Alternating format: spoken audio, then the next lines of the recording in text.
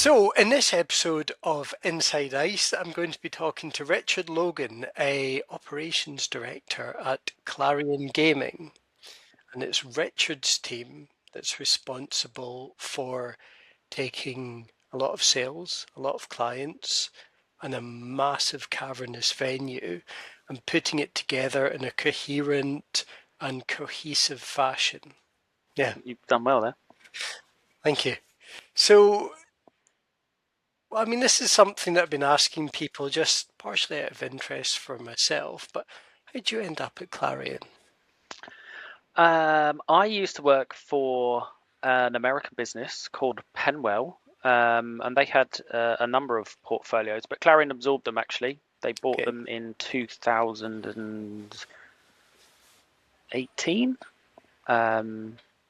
And initially I was going to go and work in Clarion's Singapore office, but then this role was available in gaming and I was asked if I was interested, and here I am, and the this many rest years is later. history. Indeed. Yeah. So I think one of the things that really kind of goes a bit unnoticed in the whole ice preparation is just the sheer volume that the ops team does and kind of puts in to that show. And I was trying to think what's the best way to illustrate this. And I think maybe like the time scale, like from going on site, building everything up, actually running the show, and then tearing it all down again. I mean, talk us through that time scale. So my first day in the building will be the 7th of January, and then I guess we should all be out, everything flying home the 25th of January.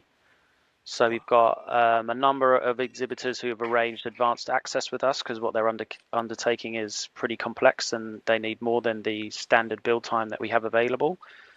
So we're there facilitating that from the 7th. We have sort of like phased roll in. A number of those are coming in, and then full build up starts the 12th, and then we're rolling through to it opening on the 19th. So it's a phased approach, I guess you'd say. Okay. If that makes sense. Mm-hmm. But essentially the best part of a month. Yeah, it's a long time to live out of a suitcase. But yeah, it is. The days go really quickly though, because Okay. there's never a dull moment. There's never a moment where you're sat there where nothing isn't happening that you can go and see, or you want to go and see to make sure that it's been done the way you want it to be done. Mm-hmm. And look, for the most part, the biggest part of ICE is the expo, and it's not us that builds the majority of those stands. It's our Right. customers. So we're there supporting them, facilitating what they need to do to make the sort of customer visions come true, which Mm-hmm. at ICE can be challenging. Yeah, there's a lot of bold visions and ambitions, isn't there? There is. So I think this year we've been told by the venue that we are now hosting officially the most complex stands they've ever seen, which is impressive because we're not the biggest event in terms of footprint that they host. They have some other huge shows in, but yeah, that accolade belongs to us, and every gaming show, particularly our ones, Mm-hmm. definitely tests our service providers' bandwidth. We have an enormous amount of rigging that goes into our show that will supersede probably what goes into almost every other show. Wow. And that's across the board. Everything from the electrical consumption, rigging consumption, catering consumption is enormous at our shows because of those customer visions. Wow. It's incredible. Mm. And does it take a particular type of personality and temperament to thrive in that sort of environment?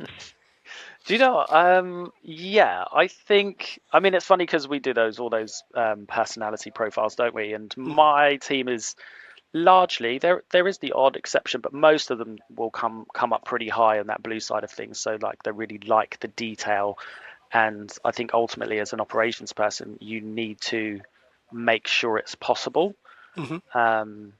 and that sort of like solutions focused person is probably someone who will thrive in the area, who's kind of keen for the challenge, particularly on ice. You've got to be keen for the challenge and that wacky idea to come at you, and you've got to think about how you can make it happen. So yeah, if you're a solutions person, you like fixing problems or solving problems, then it's a good area for you to be in.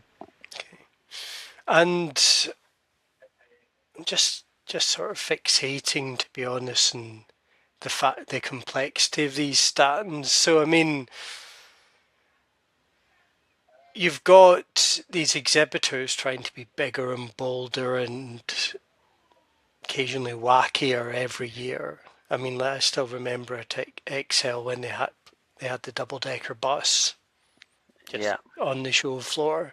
But then, of course, on top of that, there's going to be the internal vision for how the show should look and feel and function. And do you ever find like you and your team sort of becoming this sort of like middleman between these kind of competing visions, and how do you go about sort of compromising and making things fit together? I guess the short answer to your question is yes. There's a lot to balance, right? Because we don't like stopping anyone from doing anything, and that's both external customer facing and then internal vision.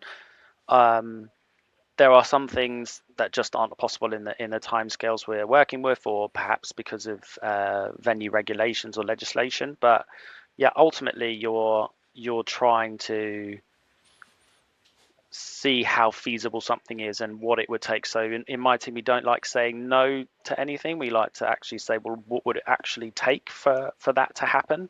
Mhm. And can we coordinate that in amongst everything that else is going on at the same time? So yeah, it's a real balancing act. And, I'd be remiss not to mention that we work with a host of amazing suppliers, both our own and then also our customer suppliers who actually do the hard work of bringing it to life. And I think my team's job is a lot of coordination and conversation with those bodies of people to make sure things are possible and safe, and then also that you don't get in each other's way. I think at the scale of ice that can be a problem if you're Right. not looking at it, is actually just sort of grinding yourself to a halt, because everyone's working to their own agenda, and there's a lot of conversation about the sort of bigger picture and making sure people are working with us, because then Okay. everyone wins. hmm Okay, that makes sense. And then on top of that, obviously there's elements such as, like the ICE Code of Conduct and, kind of regulations. I mean, and really that Yeah. falls to you to enforce that. I mean, how much of a burden is that, especially in this industry where it is still, there's elements of things being a bit, Yeah. yeah. I think that is, again, it's a balancing act, because we don't like telling people that they can't do something, but I think then again, what one particular customer is doing or what we're doing can't then take away from another customer being able to meet their business goals of Of course. participating. So I think that's always a challenge. Again, at the scale of ice, the people we're talking about in, or talking to rather, in the planning phase might not necessarily be the people who are there on site, and a lot of them have big teams. So, maybe some of our regulations haven't been passed on to the right people. So it does Okay. take some proactive monitoring on site to go over and be like, hi, appreciate you're trying to do X activation to garner extra attention, but it's actually causing a bit of disturbance over here. So could you be mindful of that and be neighbourly? And we've got a good neighbourhood policy that's new this year, which is asking people to be more aware of that. But yeah, there is an element of on-site monitoring of that, and yeah, just customer conversations. Fair enough. And with a show of the size of ice, do you feel there's like do you get any kind of like desire to experiment, whether it's kind of in terms of setup, in terms of crowd management, in terms of kind of moving the crowd through the venue, it's like how is it really like do you even feel you've got the headspace for that sort of experimentation? Yeah, I think I'm actually really personally passionate about that. I've got a Okay. brilliant team beneath me now, and that allows me to kind of go and examine innovation. And I'm going to call it like operational data that we want to try and glean from the show, which can ultimately inform how we plan it. And if you want an example of that, that's us looking at, okay, what is our most used entrance? And then once people are in the building, what is their sort of flow through into the various halls? Mm-hmm. And how do we design things to make that as frictionless as possible for people? Because of course we're trying to build an amazing show that's really impressive, but nobody likes a show where you've got to queue for ages to get in or get something to eat or get a taxi, and we look quite closely at things like that. So um, we time our taxi ranks so we know exactly how long people are waiting for taxis across the day, and we've got people that we can kind of move around and say, look, this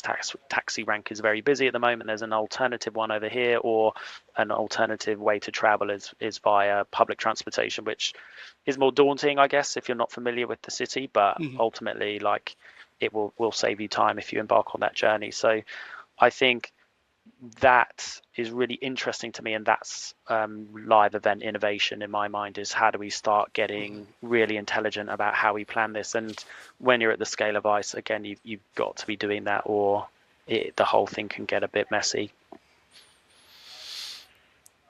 Essentially, you're a city planner for the best part of a month, aren't you? We try. I mean, I'm sure we don't get everything right, and if anybody sees this and then they don't like something on site, and they see me, please stop me and share your feedback, because we don't think about everything. We try to, but there are things we miss, and when we do, I think the hard thing is, on ice, we've got another year until we can fix it, but we're constantly trying to look at how to make it as frictionless as possible. I'm aware, my team's painfully aware that people come to ice and they've got business goals in mind, and Mm-hmm. it's our job to make sure that they can tackle those goals and get everything done that they want to get done. And then finally, you've been you've been here since 2018. Yeah. What's your best and worst memories of ice in that time?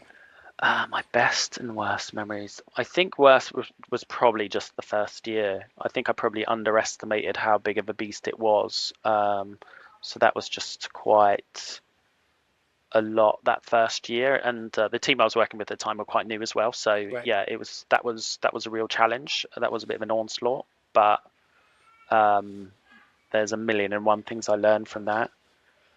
The best, I mean, very satisfying, because look, you're a custodian in my position. I wasn't here the first year they ran ice, and I haven't been here every year since it's been run. So you kind of pick up the baton when you're hired. Mm-hmm. But I think, look, moving it to Barcelona is or was an opportunity to remap everything and have a personal input on it, or via my team, have them re-examine why we're doing everything and where everything sits, and try and remap the whole thing. So that was really rewarding. Mm-hmm. And last year went operationally really well. Again, I'll be humble and say that there's some things that we could definitely improve, and we're working on that for 2026. But yeah, I think that was definitely like a real personal milestone for me. Moving it was exciting and fun, and also really challenging. So That's good to hear. Because last year, I remember a lot of people said to me it didn't feel like the first year in a new venue. well, I'm flattered. It all But made that sense was to them.